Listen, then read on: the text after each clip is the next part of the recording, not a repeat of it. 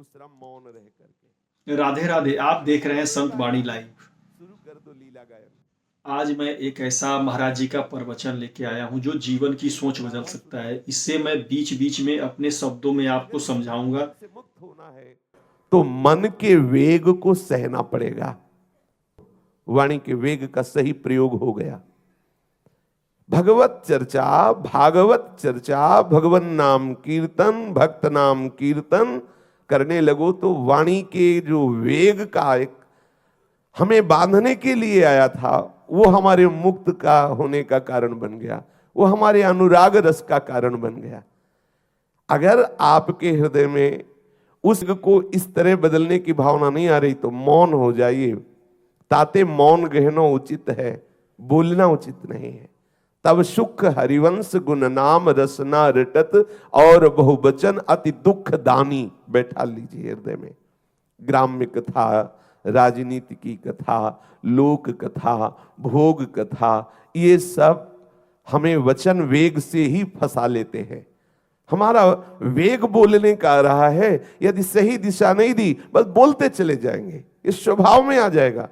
फालतू व्यर्थ की बातें जिनका कोई अस्तित्व नहीं है, बोलते चले जा रहे हैं और बोलने में शाखा प्रशाखाएं निकलती चली जाती, किसी की निंदा, किसी की स्तुति, कैसा वैसा। सावधान। जहां आपको लगे अब बोलने की इच्छा हो रही, तत्काल भगवान नाम कीर्तन, भगवत लीलाओं का गायन। यदि ऐसा नहीं तो दृढ़ मौन लीजिए, उसी समय मौन। उस समय आप किसी से मिलिए नहीं, कोई वार्ता मत कीजिए। अगर कोई मिल रहा है तो मौन का संकेत करे। वाणी का वेग है, फिसल जाओगे, कहीं ना कहीं निंदा स्तुति बन जाएगी। वाणी की महाराज जी समझा रहे हैं कि मनुष्य की परेशानी का कारण उसके अंदर का उसका मन ही होता है। जब उसका मन शांत होता है तो सारी परेशानियां अपने आप शांत हो जाती हैं। नाम कीर्तन, भगवत लीला गायन। यदि ऐसा नहीं तो मौन। दो पे रहना चाहिए। महाप्रेम रस में डूबने के लिए जो प्रेम लक्षणा भक्ति का द्वार खुलता है, वो उन वेगों को सहने वाले के हृदय में खुलता है। कहीं न कहीं मलिनता पैदा कर देगा, पक्का निश्चित। ध्यान देकर देखें तो आपके हृदय के भजन में जो एक तार चल रहा है उसमें विक्षेप पहुंचता है। जब आप कोई लोक वार्ता, ग्राम्य वार्ता करते, पूरे दिन भगवत चर्चा होती रहे तो थकान नहीं, एक विशेष आनंद, क्योंकि वो भगवदानंद की अनुभूति कराने वाली भगवत वार्ता है। लोक वार्ता, राज्य की राजनीतिक वार्ता, ग्राम्य वार्ता, भोग वार्ता अपने को नहीं, अपने भगवत मार्ग के पथिक है।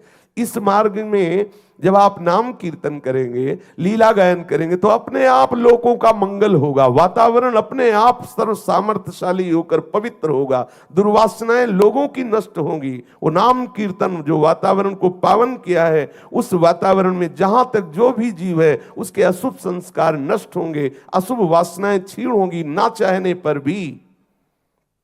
इसलिए वाचो वेगम, इस वेग को सही दिशा दीजिए या पूर्ण रूप से सहन कर जाइए, मौन हो जाइए, बोलिए ही मत।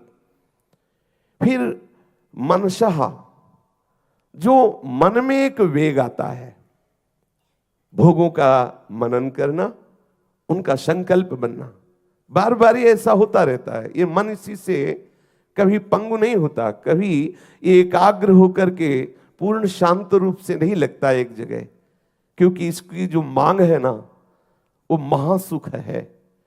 और उस महासुख को हम ढूंढ रहे हैं जहां बिल्कुल सुख नहीं है। जैसे दिखाई देता है निर्मल जल मरुभूमि में, लेकिन एक बूंद भी जल नहीं, केवल रेत ही रेत है।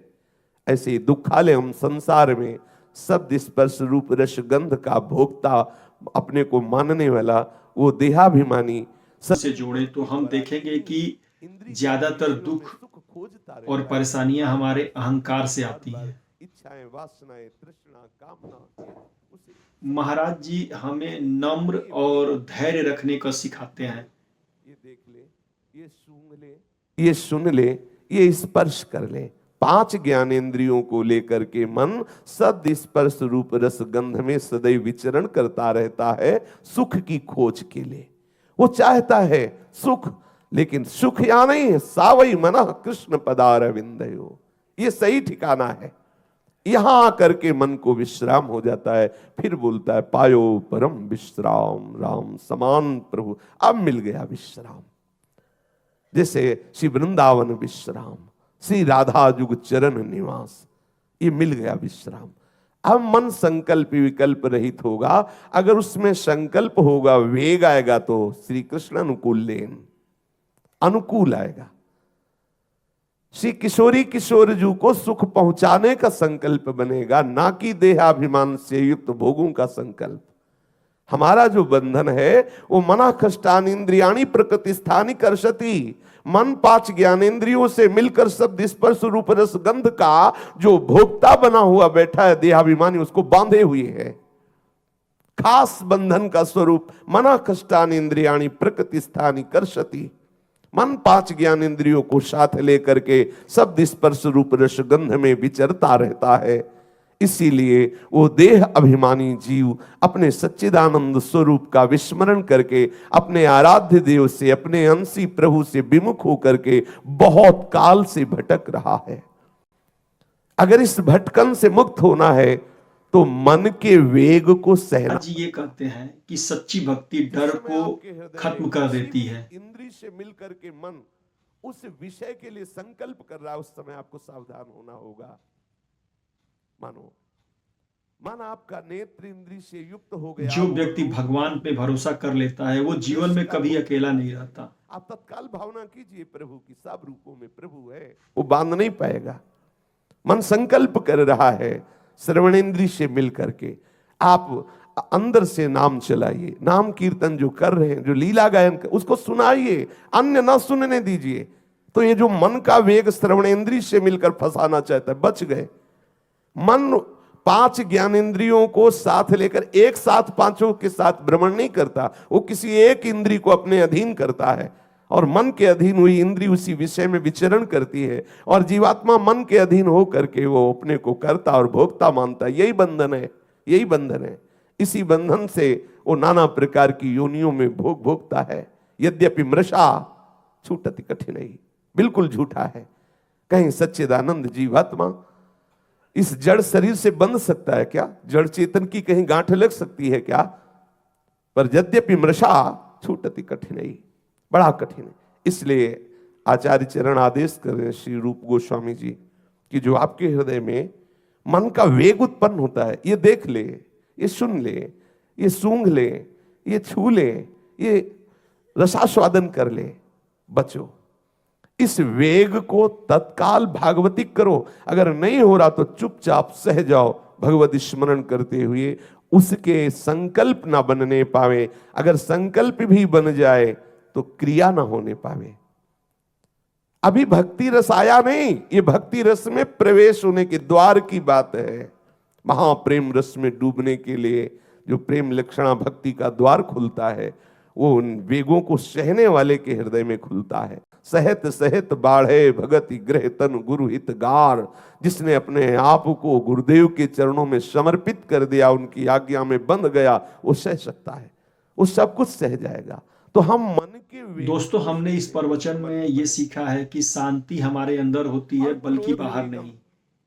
हमारे हृदय में जब किसी के प्रति प्रतिकूलता का भाव होता है तब क्रोध आता है।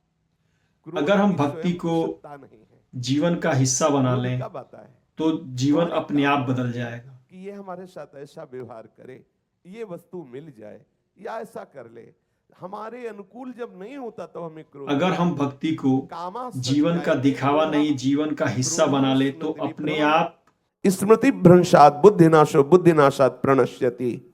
क्रोध की स्वयं की सत्ता नहीं है, लोभ की स्वयं की सत्ता नहीं है, एक काम से प्रकट होता है। जब काम की पूर्ति होती है, कामना की पूर्ति होती है, तो लोभ प्रकट हो जाता है। जैसे जैसे कामना पूर्ति होती वैसे वैसे लोभ बढ़ता जाता है। जहां कामना की अपूर्ति हुई तो क्रोध आ जाता है। दोनों में हानि है। अगर काम की पूर्ति होती है तो लोभ बढ़ता है, और भोगने की इच्छा और पाने की इच्छा। और अगर उस इच्छा में विघ्न पड़ गया, नहीं पूरी हुई, तो क्रोध आ जाता है। क्रोध इस स्मृति को छीन कर देता है। अगर आपको मेरी ये समझ पसंद आई हो तो वीडियो को लाइक करें और संत वाणी चैनल को सब्सक्राइब करें। ये सब विस्मृत हो जाता है।